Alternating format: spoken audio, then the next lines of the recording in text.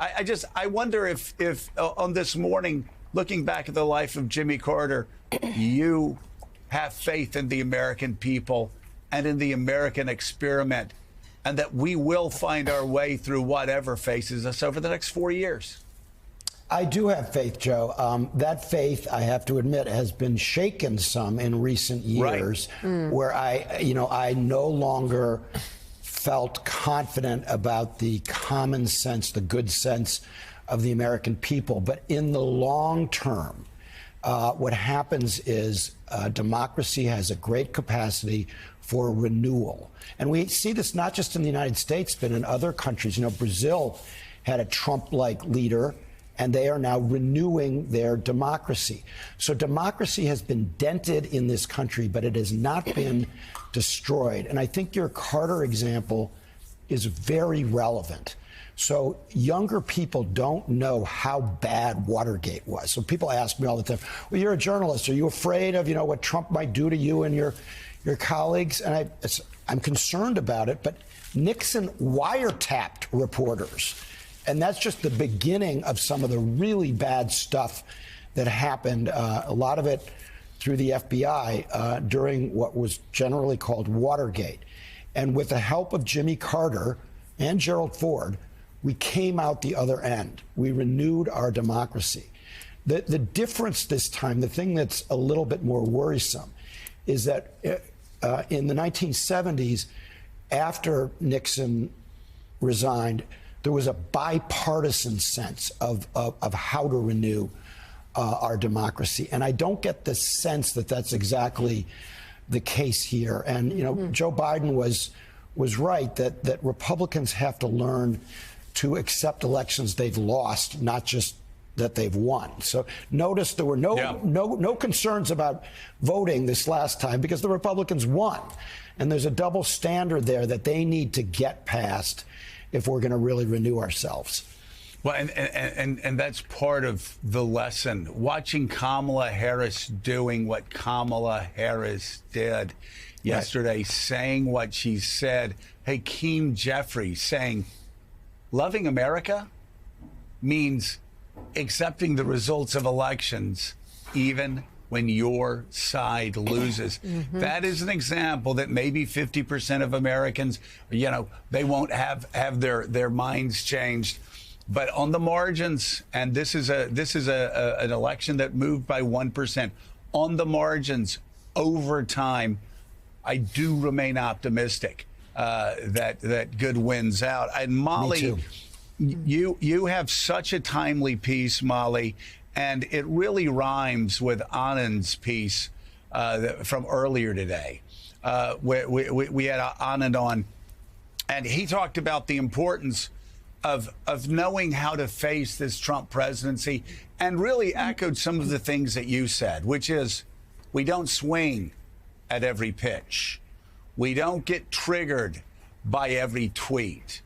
We don't get shocked and stunned and deeply saddened when talk of Canada is the 51st state, or Greenland, or the Panama Canal goes out there. You say, let's learn from the first term, let's stand back, let's pick our fights wisely, and make sure that every one of them counts. Yeah, and I think, look, there are going to be times when things are really not the norm. And then there are going to be times when it's bombastic language in order to, intimidate a trading partner, which is, I think, what's happening with Canada right now. And sometimes that, works for him, and it doesn't necessarily mean a larger thing. And we saw that in Trump 1.0. So I think it is really important. I mean, the theory of the case here is if everything is an emergency, then nothing is an emergency. And ultimately, it's going to be about, Democrats and I think they did this well with the CR in December, right? They were careful to let Republicans sort of fight it out, and then they came in and kept the government open. And I think that was a really smart play, and I think more of that is going to be the way to work. Right, and I keep going back, Jonathan Lemire, to the Golden Globes, where you actually had actors not bowing down to Donald Trump, as some people would suggest, but actors coming to the conclusion, we're going to act. Celebrities, there has been a calculation by many Hollywood stars and many music stars that there may have been a backlash to all the celebrities getting involved in politics.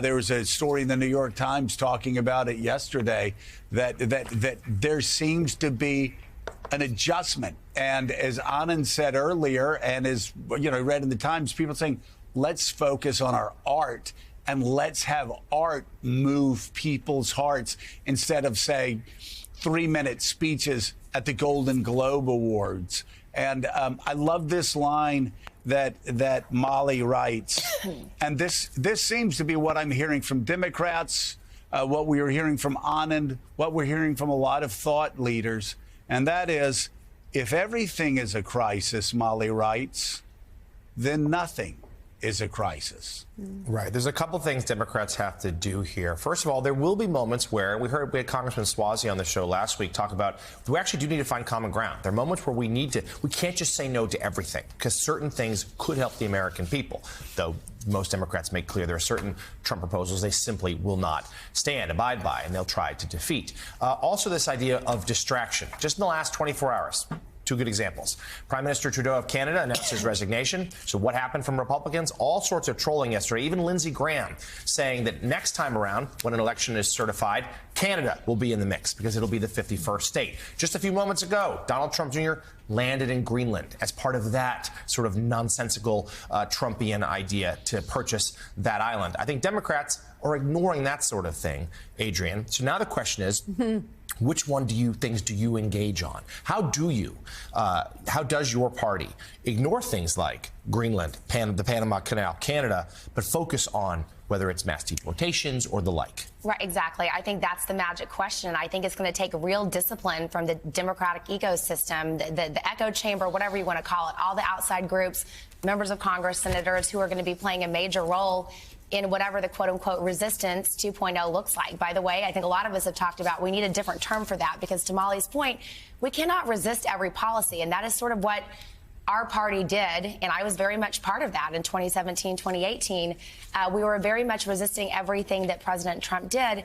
And we can't do that again. There is going to be places where I think we can find common ground. And we're going to have to pick those battles.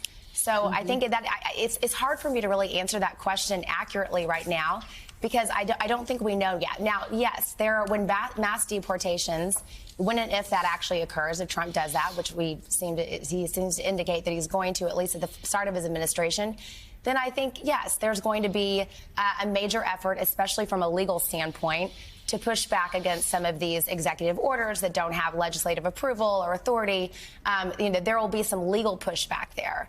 And there will certainly be, organizations, high-profile influencers who are out there also pushing against that.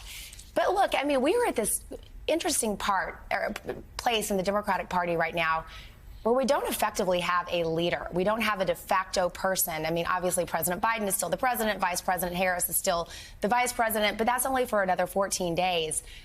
What does January 21st look like? Who is the person who is leading our party? Who is the person who is leading this outside resistance? Again, I hate that term, but that effort. And I think that there's just going to be a lot of soul searching and a lot of discussions in, I put everything in Q1, Q2, the first half of this year to really kind of demonstrate where we're going forward. But it also presents a lot of opportunities as well for Democrats. A lot of opportunities, and I want to make sure that people that are watching at home, Adrienne, understand what we're saying. Two things can be true at once. There are those pitches, as Molly says, that Democrats don't take swings at. There also obviously is, and Mika's going to be talking about a New York Magazine piece, mass deportations, abortion bans, $1 trillion tax cuts for the richest billionaires, for the most powerful multinational corporations that'll leave working Americans in the dust and cause the debt to explode, that will cause interest rates that'll go up, that will be basically tax increases on the most vulnerable of Americans. But I want to talk about something. I saw Ben Wickler, who I will just say, I don't know any of the other candidates in the race. I certainly hope Ben becomes the DNC chair when those elections, I think they're in February, because he's fought the good fight against a rigged system up in Wisconsin, where the gerrymandering's about as bad as I've ever seen it. And Ben has fought his way through that.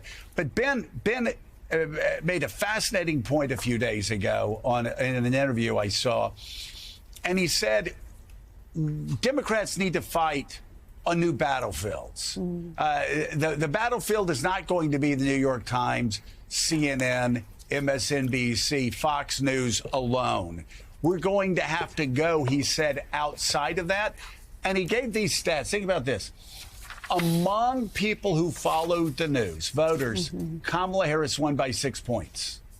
Among those that never followed traditional news sources, she lost by 18 points, which means going on, whether it's YouTube channels, whether it's on podcasts that Democrats don't traditionally go on. I mean, I remember Barack Obama being interviewed by some woman in a bathtub of Fruit Loops. And I was like, what in the world's he doing? It's beneath the dignity of the president of the United States. Okay. Well, Barack Obama understood a decade ago what Democrats need to come to terms with again, and that is the battlefield is not going to be fought, the media battlefield in all the places where they have been for the last 50 years.